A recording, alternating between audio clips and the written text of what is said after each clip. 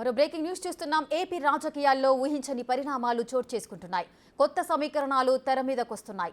పవన్ కళ్యాణ్ 24 సీట్లు తీసుకోవడంపై ఆగ్రహం వ్యక్తం చేశారు హరిరామ జోగయ్య. మరోవైపు ఆయన కుమారుడు జనసేన పీఏసీ సభ్యుడు సూర్యప్రకాష్ వైసీపీలో చేరారు.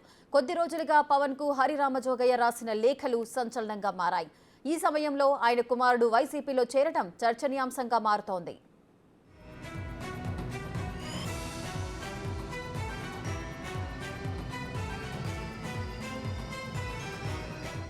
జనసేన అధినేత పవన్ కు మద్దతుదారుగా హరిరామ జోగయ్య ఉన్నారు. పలు సందర్భాల్లో ఆయనకు మద్దతిస్తూ లేఖలు రాశారు. కాపు ఉద్యమం కోసం పలు డిమాండ్లు చేశారు. పవన్ సీఎం అవ్వాలనేది తన కోరికగా చెప్పుకొచ్చారు. పవన్ 40 సీట్లు తక్కువ కాకుండా పొత్తులో తీసుకోవాలంటూ లేఖలు రాశారు. పవన్ 24 సీట్లు తీసుకోవడంపైన ఘాటుగా స్పందించారు. జనసేన సత్తా ఇంతేనా అంటూ ప్రశ్నించారు. పవన్ నిర్ణయంతో జన సైనికుల్లో ఆందోళన వ్యక్తమవుతోందని, పవన్ అధికారంలో వాటా గురించి చంద్రబాబు స్పష్టత ఇవ్వాలని డిమాండ్ చేశారు.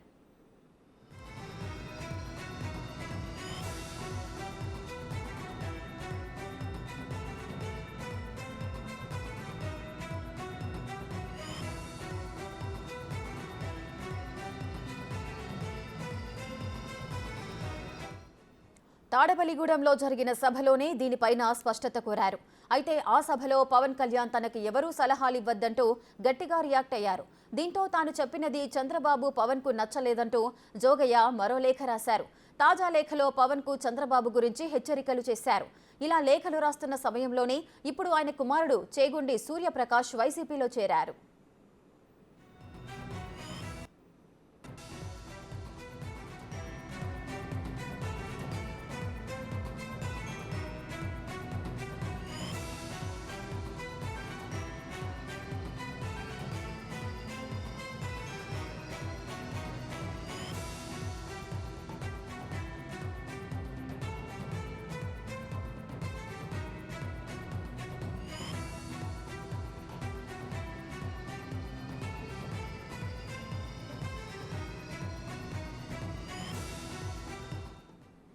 చేగుండి సూర్యప్రకాష్ పై జన సైనికులు ఆగ్రహం వ్యక్తం చేస్తున్నారు.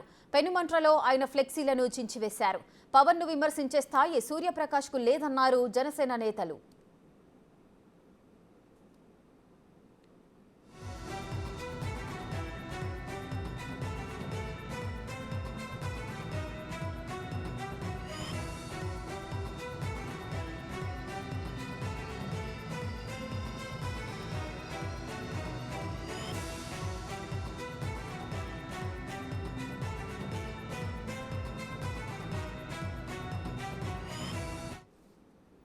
రెడ్డిక జనసేనకు మద్దతుగా సలహాలు సూచనలు ఇస్తూ కూడా లేఖలు రాసే కాపు ఉద్యమ నేత హరిరామ జోగయ్య ఈయనకు సంబంధించి ఈయన కుమారుడైతే వైసీపీలో చేరారు. అసలు వారి మధ్య సఖ్యత ఏ విధంగా ఉంది?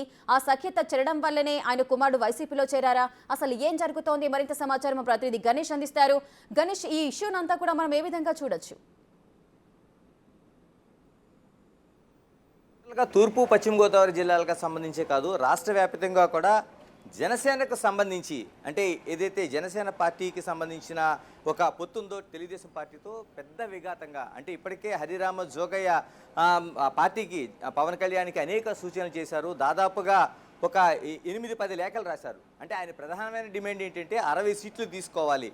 ఆయన కీలకంగా చేసిన వ్యాఖ్య హరిరామ జోగయ్య, చంద్రబాబు నాయుడు ఏదైతే ముఖ్యమంత్రి వైఎస్ జగన్ని అధికారంలోకి దించడం అంటే పవన్ కళ్యాణ్ ఆ స్థాయిలోనే ఉండాలి తప్పించి కేవలం చంద్రబాబు నాయుడిని అధికారంలోకి పెట్టడం కాదనేది ఆయన చేసిన వ్యాఖ్య.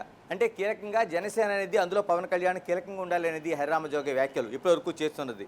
సేమ్ ఇదే పరిస్థితుల్లోన ముద్రగడ పద్మనాభం కూడా అటువంటి వ్యాఖ్యలు చేశారు. ఆయన కూడా 80 సీట్లు తీసుకోవాలని డిమాండ్ ముద్రగడ చేశారు. ఇక హరిరామ జోగయ్య సంబంధించి వస్తే దాదాపు 60 స్థానాలు కావాలని తీసుకోవాలని, ఆయన ముఖ్యమంత్రిగా సగభాగాన్ని పంచుకొని ఒకవేళ అధికారంలోకి వస్తే ఈ ఇద్దరు కాంబినేషన్ ఉండాలనేది హరిరామ జోగయ్య సూచన. ఇలాంటి పరిస్థితుల మధ్య ఒకవైపు వైసీపీ అభ్యర్థుల ఎంపిక జరిగిపోయింది, టీడీపీ మొదటి జాబితా రిలీజ్ చేసింది. ఇన్ని పరిస్థితుల మధ్య కూడా కేవలం ఒక ఉత్కంఠతో హరిరామ జోగయ్య చేస్తున్న వ్యాఖ్యలు ఒక సంచలనం రేపుతూ వచ్చాయి. ఇలాంటి పరిస్థితుల మధ్య సూర్యప్రకాశ్రావు, చేగొండి సూర్యప్రకాశ్రావు పూర్తిగా ఆయన ఈరోజు నిన్న వైసీపీలోకి చేరడం అనేది ఒక చర్చనీయాంశమైంది. ఒక్కసారిగా జనసేన పార్టీలోన ఒక ప్రకంపనలు రేపిన విషయంగా చూడాలి. ఎందుకంటే హరిరామ జోగయ్య కాపు ఉద్యమానికి సంబంధించి రిజర్వేషన్కి సంబంధించి ఆయన ఆందోళన చేసి నిరసనలు వ్యక్తం చేసి ఆమరణ దీక్ష దిగిన సందర్భంలో పవన్ కళ్యాణ్ ఆయనకు మద్దతుగా నిలవడం, ఆయన పవన్ కళ్యాణ్ సూచనతోనే హరిరామ జోగయ్య ఆయన నిరాదీక్ష విరమించడంతో చాలా అనుబంధం అనేది జనసేన పార్టీకి పవన్ కళ్యాణ్కి హరిరామ జోగయ్యకి మధ్య కొనసాగుతుంది. హరిరామ జోగయ్య కేవలం కాపు సంబంధించిన ఒక సంక్షేమ సంఘానికి సంబంధించిన అధ్యక్షుడే కాకుండా పవన్ కళ్యాణ్కి జనసేన పార్టీకి చాలా దగ్గరగా ఉండి సూచనలు చేసే వ్యక్తిగా ఆ పార్టీ ఓన్ చేసుకుంది.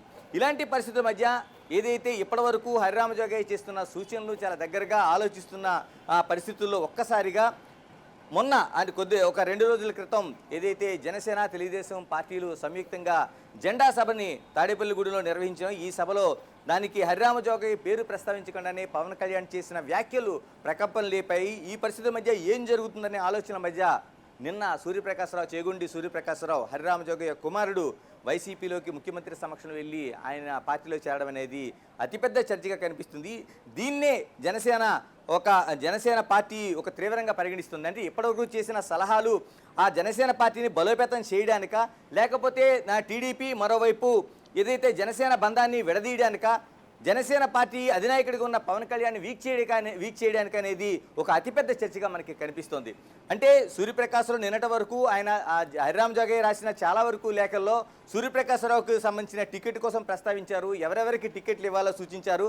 అంటే 60 టికెట్లు పవన్ కళ్యాణ్ తీసుకోవాలంటూనే ఆయన కావాల్సిన వాళ్ళు ఒక నమూనా అనేది ఎవరెవరికి టికెట్లు ఇవ్వాలి చేశారు. అందులో తన కొడుకు సూర్యప్రకాశ్రావు టికెట్ను కూడా వాళ్ళు సూచించారు.